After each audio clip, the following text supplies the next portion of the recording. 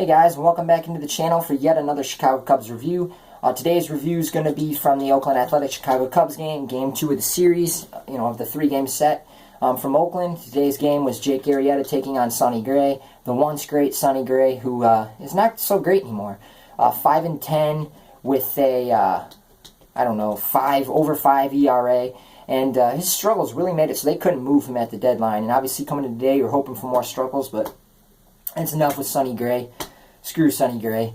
But going to Jake Arrieta, he had 8 innings, no runs, 4 strikeouts, 1 walk. Was really just, outstanding. 8 shutout innings. There's not really much more to say than that.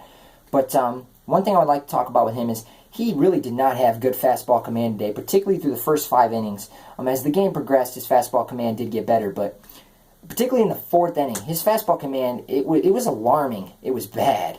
There was a point in that inning where he missed with 7 consecutive pitches, and there was 2 or 3 where Montero literally had to stand up, just to catch them because they were so high. And he was missing high with, pitches. He was missing way outside. He hit a batter. He was really struggling, particularly in that 4th inning.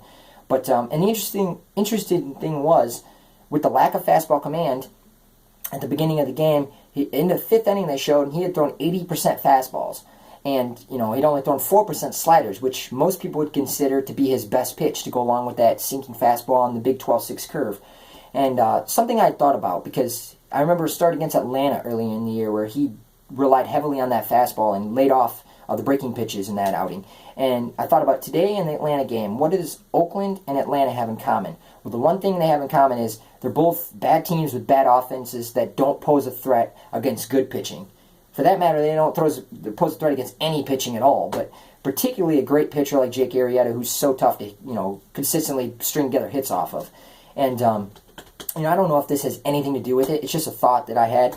We all know that, breaking balls, sliders, that type of stuff puts a lot of strain on your elbow, a lot of strain on your shoulder, a lot of strain on your arm altogether. And maybe that's why he's not relying on those pitches as much against bad teams, because he knows he can, go right through the lineups just relying mostly on the fastball. And, maybe that has nothing to do with it. Maybe it's matchups. Maybe that's why. And I wouldn't know that stuff like they would because they study film and all this. But, regardless of what the reason is, I think it's good for that reason. We know that guys who throw a lot of breaking balls tend to have more arm problems. And, if he can have, for sure 2 starts, but maybe a few more throughout the course of the season where he doesn't throw many sliders or curveballs, I think that's great. And it didn't matter because he had 8 shutout innings anyways. So I think that's great. Whether that's the reason or not, I like it. As far as the offense today, Ben Zobrist in the 4 spot had a big 2-run single. He had another hit. He had 2 hits. Addison Russell in the 5 spot had 2 hits, including another RBI. Really showing Oakland what they're missing by trading him away. And he had a couple great defensive plays too. A couple really nice picks at short. He's so good defensively. Always has been. Always will be. And he had Jorge Soler, who got another start, which I was happy about. I was wondering if he would play today, given the fact that they're facing, a guy in Sonny Gray who's tougher on righties than he is lefties. But he was right back in there, and I think that's huge. I think for his sake, he needs to get in the lineup a lot. He needs to get a lot of reps, and I think Joe Madden understands that. Obviously, he does. And Joe Madden's the best manager in baseball, in my opinion. And he knows 1 billionth time more than what I do, especially about his own team. But in my opinion, it's great to get him in the lineup. Get him as many reps as possible, because come October they're going to need him. We saw last year what his bat could do in the postseason, and unfortunately you're not going to have Kyle Schwarber this year, which sucks because, Kyle Schwarber's the man. Probably my favorite player on the team, other than maybe Chris Bryant. I love Kyle Schwarber. I miss that guy. But it's nice seeing him in the dugout on a day-to-day basis. But like I said, Jake Arrieta was great. 8 shutout innings, 4 strikeouts, 1 walk. The offense really didn't do a whole lot, but especially extra base power. They had no home runs, but they only had 8 hits, and most of it was from Zobrist and Russell. But, Soler also had an RBI single today. He only had 1 hit, but it was good to see him get another RBI. Had the 3-run shot yesterday, another RBI today, so he's having some success. And, he can be a really good hitter for this team, and they need him. I really believe they're going to need him come October. And Travis Wood came in the 9th out of the bullpen, 1 inning. Another scoreless inning, 1 hit, but, he's been great all year. He's been such a weapon for Joe Madden, because he's a guy who this year he's been able to strand so many inherited runners. It's been insane. And he's a lefty, which is another weapon. And when you think about it, the fact of the matter is they had no Chapman and they had no Montgomery till recently. So Wood was really your only reliable lefty in that bullpen. unless you want to count on, you know, Clayton Richard. We might as well have Brian Madison there if we're going to count on Clayton Richard. But I like Travis Wood. I never envisioned him being so good in the bullpen, but he's actually been pretty damn good. And it was, you know, it was nice, the win yesterday, the win today. You didn't have to use Rondon, you didn't have to use Chapman. So those guys are getting rest, and we're winning games without them, which is nice to see.